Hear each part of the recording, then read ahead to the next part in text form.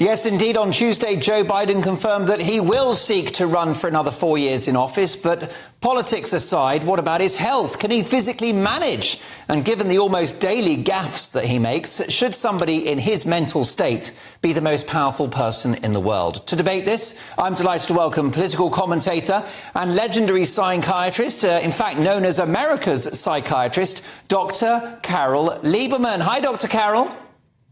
Hi, glad to be back. How did you greet the news that Joe Biden would like another 4 years in the White House?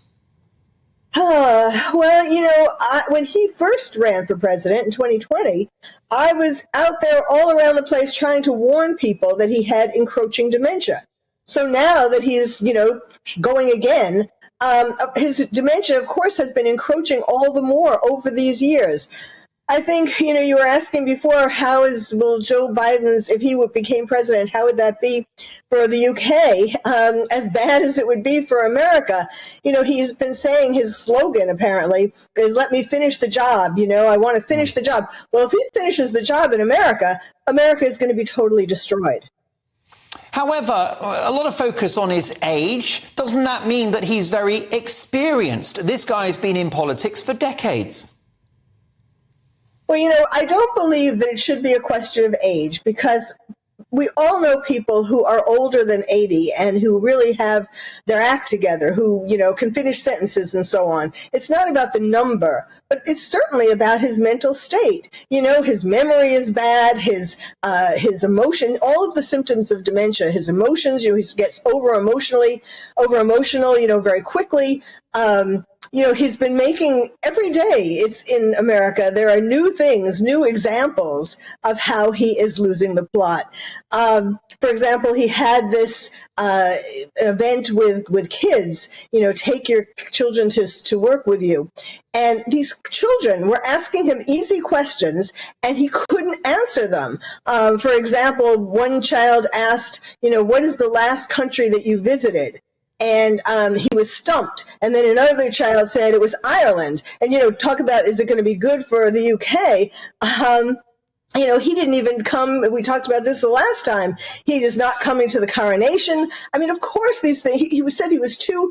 It was too difficult for him, physically or mentally or whatever. He didn't say mentally, but physically, to make this trip. And yet somehow or other, he managed to go to Ireland. So, and then another child. The kids were helping him. They felt sorry for him. Now, if you have a president that these little kids are feeling sorry for, but they don't want him to be so embarrassed. What does that say? One child at the end said, Mr. President, I heard you have to get back to the Oval Office. She was trying to save him from more embarrassment. Why does it matter if he's a bit wobbly, if he's got good people around him? Well, but he doesn't. It's Obama who is running the White House, and Biden is the puppet. So the weaker he is, the more dementia he has, the easier it is for these people behind him to control what's going on. And that is really bad. You've just dropped quite a bit of a truth bomb there, Carole. You're suggesting that Barack Obama is running the US government. He's running the White House. Yes. Yes. And where's the evidence for that, Carole?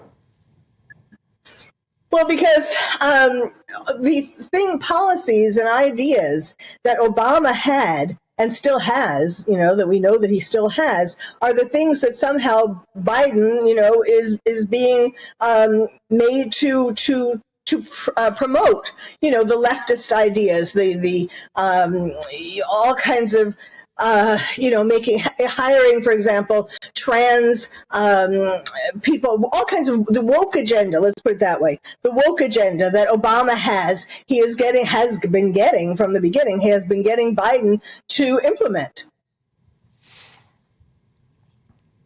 And what do you think are his chances of actually making it through the 4 years? You mean if he were elected again, he wouldn't. I mean, that's really another aspect to this, that it's very scary, because in his video that he made to announce that he's going to be a candidate again, there was a lot of Kamala Harris. Now, as bad as Biden is, Kamala Harris in a way would be worse, or at least as bad, but in a different way. I mean, she's just, Kamala Harris is laughing all the time because she still can't believe that she got to be the vice president. So I'm not saying that she has dementia by any means, but she doesn't know how to. She wouldn't know how to be president. Carole, which would be the lesser of two evils in the White House as of 2024, a wobbly and confused Joe Biden or a bonkers Donald Trump? Now, come on, don't bait me. You know I don't think Donald Trump is bonkers. Of course Trump would be better.